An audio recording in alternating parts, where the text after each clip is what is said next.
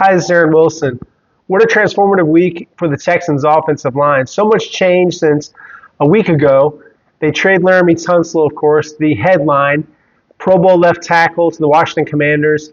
The package of picks they got back, the equivalent of a late first-round pick, gives them some draft capital to really take advantage of a deep draft where there's lots of guards, tackles, and defensive tackles. And I think this is going to be a draft where the Texans concentrate on the trenches, the line of scrimmage, where a lot of games are decided. And that was something that was kind of foreshadowed by DeMeco Ryans at the NFL Scouting Combine. He talked about the need to reset, to hit that reset button, and they do have a reboot of this offensive line. It's been overhauled. And let's just recap a little bit, going with Tunsil. And primarily, and I've said this before, I'll reinforce it, my sources tell me this is mostly about the declining, return they would get in about a year, the fact that he won a new contract, and the opportunity to get younger on the offensive line, a bit of a culture changer in terms of, his practice frequency and his age and the penalties. But those things alone weren't enough for the Texans. They were fine with his level of play and attitude, and they didn't think he was necessarily a bad influence. There's a lot of people that have come out of the woodworks. They're saying things about the Tunsil trade that really are leaps of logic and connect the dots type of things, not real journalism. What happened with Tunsil is he won a new contract. You can't pay everybody, and they have some big contracts coming down the pipeline with Derek Stingley Jr., who I expect them to make him the highest paid corner in the NFL this offseason.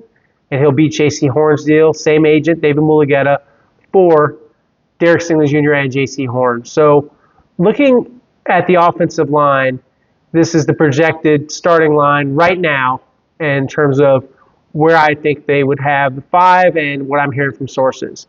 Titus Howard, left tackle. And Titus played left tackle in college at Alabama State. They drafted him in the first round. He's played right tackle. He's played guard. He played left tackle pretty well when Laramie Tunsil hurt his thumb a couple years ago and stepped into that position. Looking at left guard, Laken Tomlinson, acquired on a one-year deal worth up to $5 million. Former Pro Bowl lineman, probably his best football is behind him, but they have a comfort level with him. He played for the San Francisco 49ers. He hasn't missed a start in over 7 years, so a durable, reliable lineman, and I think, just sort of a placeholder for now. Then center Jarrett Patterson, Juice Scruggs, right guard. They acquired Ed Ingram from the Minnesota Vikings, former second-round pick. And I did a little looking into Ingram and what people were saying about him. He has a nasty temperament. He occasionally will flash a lot of ability. It's why he went in the second round. However, very inconsistent in terms of pass protection, and he may occasionally knock someone on their butt, but it's not often enough in terms of consistency, and that's what the Texans hope to bring out of him. Right tackle Blake Fisher, former second-round pick last year, Notre Dame guy, and they hope to coach him up and get more out of him this year. So the draft, I'm told they'll draft a couple of offensive linemen, could even be with the first pick they have, whether they trade up or back. Right now, they're 25th overall. And so names that you'll see attached to the Texans include Kelvin Banks from Summer Creek High School, University of Texas, Outland and Lombardi Trophy winner, excellent offensive lineman, could play tackle or guard. Like him better at tackle, but I could see him also playing guard initially. And then you have Josh Simmons. I'm told his recovery from a patellar tendon tear is going very well, and I expect him to be ready for training camp. And he can play left tackle, he could play inside, he can play all over the line. And then Josh Connolly Jr. from Oregon, another offensive lineman possibly worthy of first-round consideration. They've been on some guards too, like Tyler Booker from Alabama, who's gigantic, and obviously, they do have an affinity for Alabama guys like DeMeco Ryans, Will Anderson Jr. So keep an eye on that name, 6'5", 352. So he plays the game like legal assault out there, wants to make the other linemen tap out and just completely demoralize them, make them not love football anymore. Love to hear that. Seen it from him on occasion, and I think like a lot of these linemen, needs to show it for 4 quarters. And then Gray Zabel, who's from North Dakota State, real Senior Bowl standout, thought he looked great at the Senior Bowl. So offensive line's still in flux, and like I said, D'Amico Ryans, Nick Caserio, they kind of foreshadowed that some things were coming when they talked about the reset, but they talked about making changes. So they've done that, and they have not really gotten a lot better on the offensive line by trading Kenyon Green, but they got back a major chess piece in C.J. Gardner-Johnson. I think that gives them an elite defense to have a safety like C.J. Gardner-Johnson, ball-hawking, instinctive safety. And so we're talking about the defense. Let's kind of go over what the projected starting lineup would look like if they had to line up and play football today. Will Anderson and Daniil Hunter are the defensive ends. Defensive tackles, Sheldon Rankins and Tim Settle Jr. I could see Mario Edwards Jr. pushing for one of the spots, but right now I would say those are the 2 starters. And then at linebacker, Azeez Al-Shaair, Henry To'oTo'o, and the secondary, Jalen Petrie at nickel, C.J. Gardner-Johnson at one safety, Kalen Bullock at the other safety spot, both ahead of Jimmy Ward, who can play nickel, who can play safety, and they've already given the guaranteed money. I can see scenarios where he's off the team. I can see scenarios where he's the insurance policy in case someone gets injured. You'd like to have a good backup like Jimmy Ward. That gives him more of a proven commodity on defense, and obviously he's been a team captain. We'll see. I think to be continued on that one. And then at the corner spots, of course, Derek Stingley Jr. and Kamari Lassiter. So there's the defense, and then lots of quality depth, and they've bolstered it all week long with Nick Neiman at linebacker and special teams, with Derek Barnett and Mario Edwards Jr. and Darrell Taylor. So the defensive line for the starters and the backups, really an elite unit, and coached by Rod Wright and Frank Ocamp. So I think that's going to be a real strength of the team, probably the best part of this roster right now. And then on offense, obviously, they've got a couple of the receiver spots set. Nico Collins, the Pro Bowl wide receiver, and Christian Kirk, they acquired in a trade. And then, Dalton Schultz is still the starting tight end. Cade Stover, the backup. Brevin Jordan is doing a great job in his recovery from a torn ACL, and he'll be ready. So that's the line. They have Jared Patterson. Right now, my projected starting center. We'll see if they create some competition for him, if they kick Juice Scruggs inside, all to be determined, and they'll just try to get the best 5 on the field. You'll hear that phrase a lot from the Texans heading into this season. So, we'll be watching that. We'll be watching these competitions and gauging where do the Texans go from here. And just to recap a little bit, contractually, so they restructured Nico Collins' contract, created $9.8 million. They restructured Azeez Al-Shaair's contract, created $6.3 million. They restructured Christian Kirk's contract, news broken on this YouTube channel the other day, so they get Kirk's deal done, and they create $12.4 million in space by adding void years and a conversion of his salary into a signing bonus, and it gives him a guarantee for this year. So it was a non-guaranteed $15.5 million base salary, and now there's guaranteed money because of the $14 million and plus conversion. So this is just, some salary cap gymnastics that Nick Caserio is good at doing. And as he expressed confidence, and we told you back at the scouting combine that he would get these things done. He has finished the restructure per sources for Dina Coatre. So that one is done as well. Don't have the exact figures yet. Would expect that it creates about $6 to $7 million more. Now, are they gearing up for a big move? That's not my understanding. My understanding is that they did this to pay for all of this, different moves they've already done. And so, let's go back a little bit and we'll recap quickly some of the activity for the Texans in terms of re-signings and additions to the roster. So just in case anyone, it's a lot to keep up with. And yes, I'm going to look at my database a little bit as we go through here. So they did a 1-year, $2 million contract for Dare Ogunbowale. So he's back. They did 1 year up to $2.35 million for Kurt Heinisch, the defensive tackle. And then they did the Christian Kirk trade, which we've talked about quite a bit, and then they released Jack Mason. After that, they signed Sheldon Rankins, so a 1-year, $7 million deal. They really, I think, helped the special teams with Braxton Berrios on a 1-year, $2 million deal, former All-Pro kick returner. Derek Barnett, the defensive end, back on 1 year, $5 million. And then Tremont Smith, probably the fastest guy on the roster, 4.33 speed, 2 years, $7.5 million. So they get him done. Then Darrell Taylor, good pass rusher, played for the Bears, 1 year, $5.25 million. And it's going to be really competitive at the edge spot because you got Dylan Horton, you got Darrell Taylor, you've got a lot of defensive ends. Autry plays defensive end too, and he plays inside. They get Justin Watson. I was told it wasn't expensive. I haven't seen the numbers yet on Justin Watson. He's pretty big, 6'2", 215, 4.4 speed.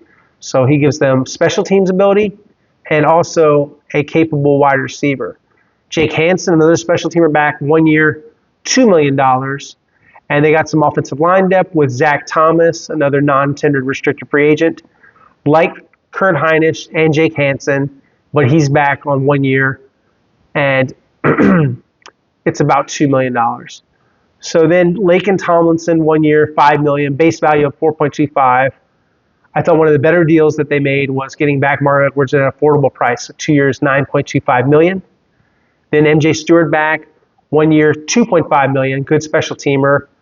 They get Nick Neiman back, 2 years, $6.5 million. My sources around the league told me gritty, productive, tough, what you would expect from an Iowa guy.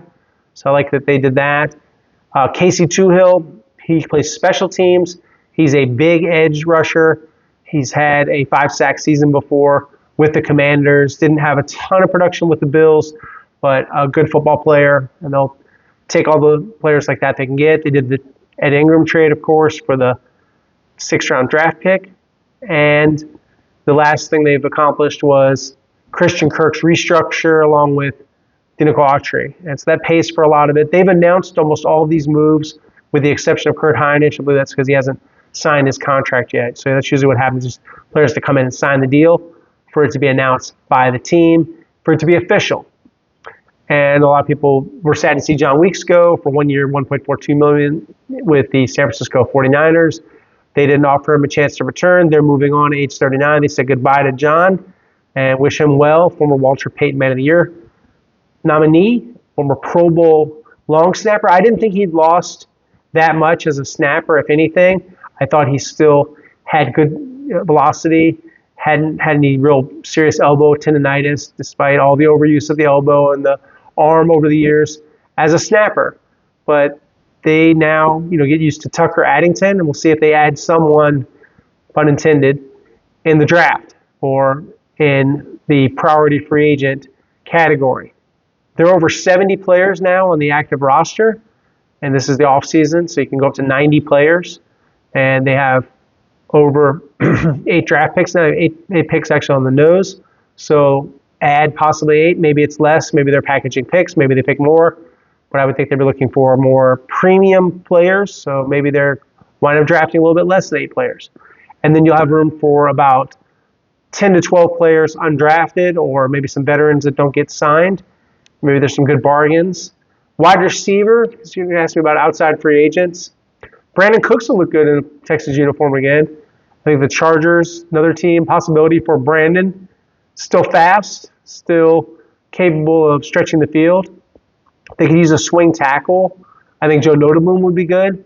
George Fant, not saying that they're involved in anything on those guys, but they could use players like that to add to the position. So we're looking at an offensive line, wide receiver kind of draft.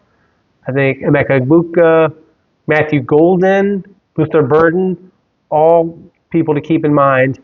For the Texans, I don't think they'll trade up for, say, like a Will Campbell or something like that.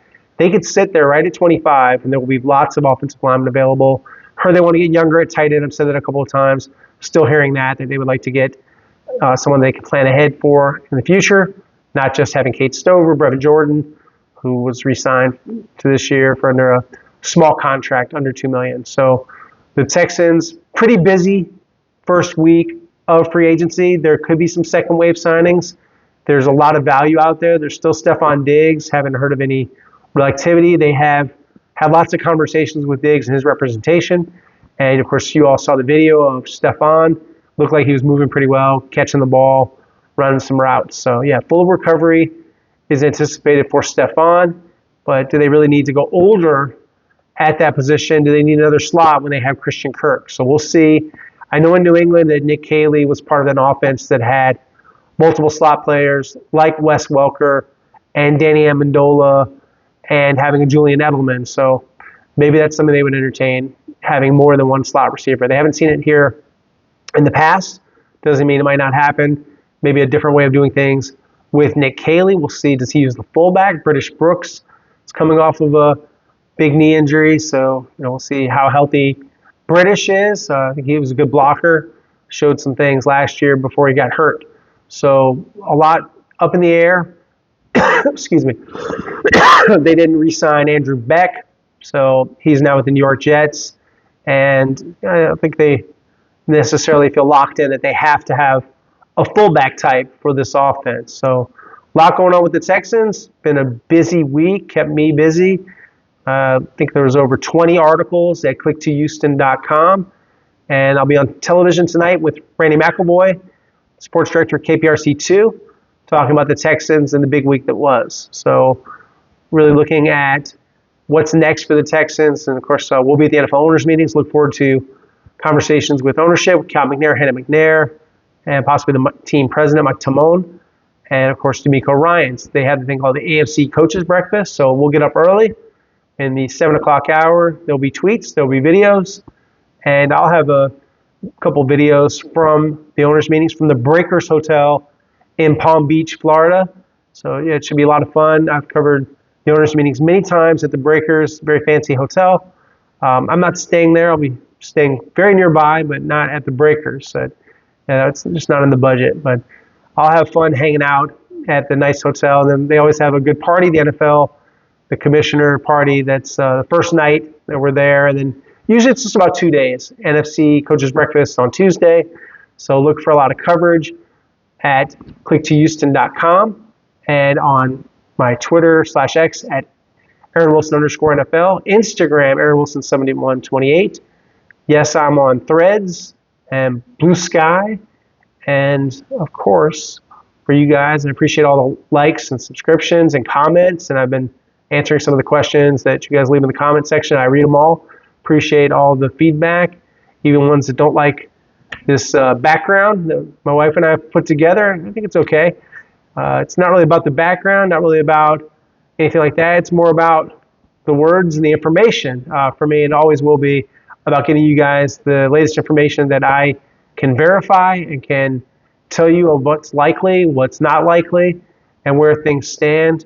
As you guys know, the Texans are a pretty quiet organization, so getting you guys information at all is a lot of work. It is definitely a labor of love. I have a lot of fun doing it, and it's kind of like solving a mystery, just trying to figure out what they're doing and what's next. But they kind of gave us the answers to the test at the scouting combine when a few other Houston reporters spoke on the side with D'Amico Ryans, and he used the word reset, and now they have reset at the offensive line.